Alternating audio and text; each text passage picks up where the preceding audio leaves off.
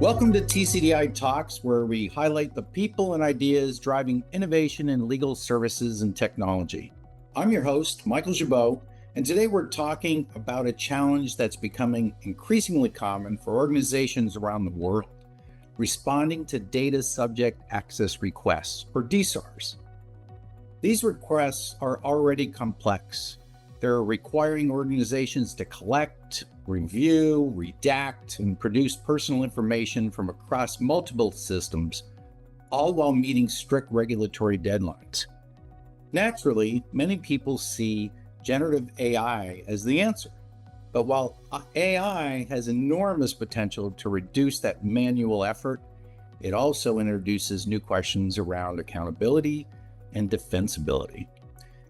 Joining us today is my colleague, Caragh Landry, the Chief Legal Process Officer at TCDI, who recently explored this topic in an article examining how organizations can put GenAI to work in DSAR responses without creating new compliance risks. We'll discuss where AI delivers the greatest value, where human oversight remains essential, and why governance is ultimately what makes the entire process defensible. Thanks for joining us today, Caragh. Sure, happy to be here. Well, Caragh, for people who may not work with DSARs every day, can you start by explaining what they are and why they've become such a significant challenge for organizations? Sure. So a DSAR is a data subject access request. So what that means is under privacy laws or regulations like GDPR or UK GDPR, or US privacy laws like the California, CCPA, individuals have the right under those regulations or those laws to request from a company or an organization what information that company or organization is holding for them. Like, what of their personal information do they have? Why do they have it, or how are they using it? Who have they shared it with? And often they have the right to also request a copy of that information.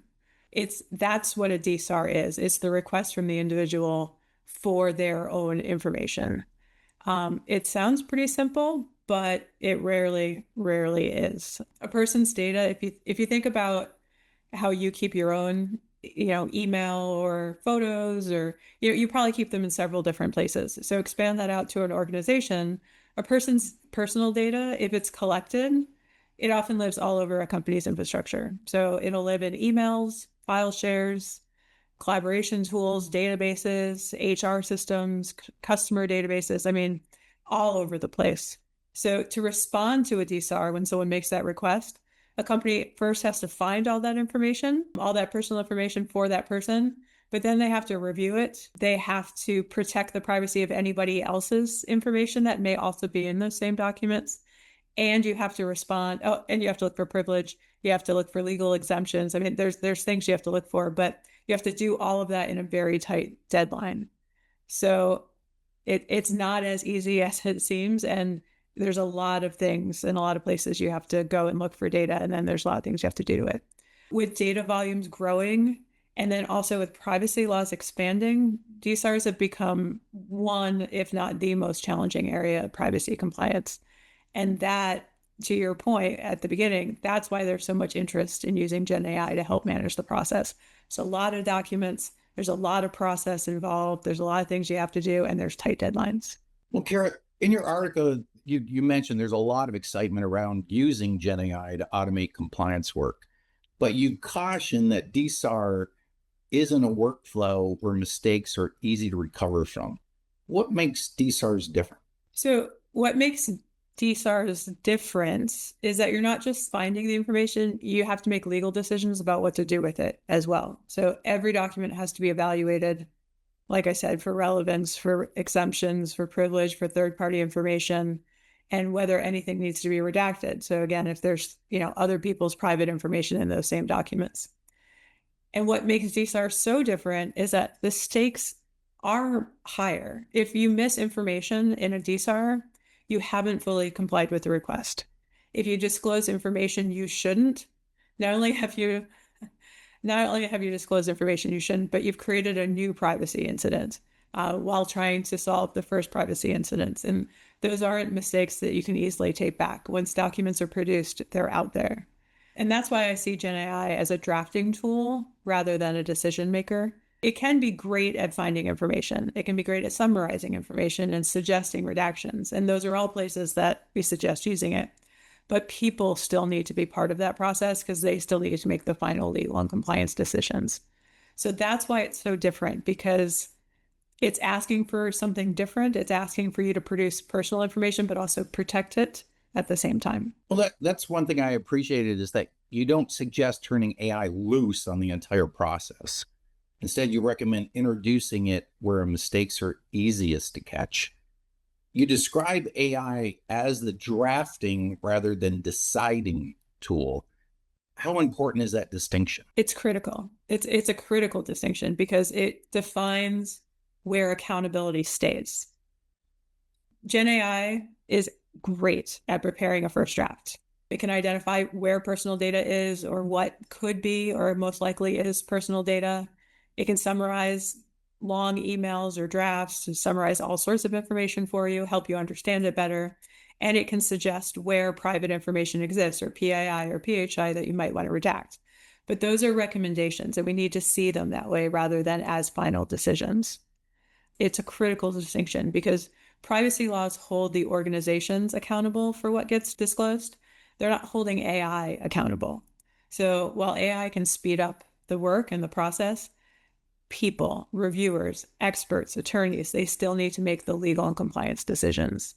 And really the best approach is when you can marry all of it together. So you let AI handle the repetitive tasks while letting humans, again, your experts, your legal teams, be responsible for the final review and decisions about disclosure. And that's how you get to efficiency and defensibility at the same time. Well, Caragh, you acknowledge that GenAI is capable of making coding decisions, but you don't endorse it operating independently. Where should organizations draw that line? You'll never hear me say AI should work independently. We always talk about human in the loop. So I think where the line is where legal judgment and accountability begin. So GenAI is very good at making coding recommendations. It's very good at identifying patterns. It's very good, like I said, at handling those repetitive tasks. But when a decision affects someone's privacy rights or carries legal risk, a person needs to approve it. So that's where validation, that's where human in the loop becomes important. And, again, I'll never say AI all on its own. The goal shouldn't be to remove people from this process. It should be to let AI do the heavy lifting so that the experts can spend their time making the decisions. So, Caragh, for those organizations that are eager to introduce GenAI into their DSAR process, what's the first practical step they should take? Well, the good news is that we don't have to reinvent the DSAR process. There's already well-established frameworks for handling these requests. We've been doing, this isn't new. DSARs aren't new. We've been doing this for a very long time. GenAI is new, and the way that it can help expedite the process is new. So that's really where we should focus. So a good place to start using GenAI, I think, is with investigation tools and autonomous review tools for first pass. With both of those, with investigation tools and with autonomous review, you can identify likely personal data. You can more easily classify documents into categories. You can more easily summarize, like I mentioned before, emails or long documents. You can detect where duplicative information exists. And you can take a first crack at redactions, right? These are all of the areas that are repetitive. These are all of the areas that take humans, like a review team or attorneys. It takes them time to find each of those. That's where AI can expedite it. And so I'd say that's where you should start. They're repetitive, high volume tasks. They're time consuming for reviewers.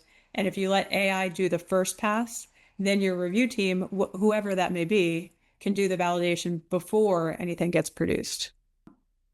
And what that will do is it will let you immediately realize efficiency gains because you're substituting the repetitive tasks with the AI, but you're keeping the final disclosure decisions with experienced reviewers.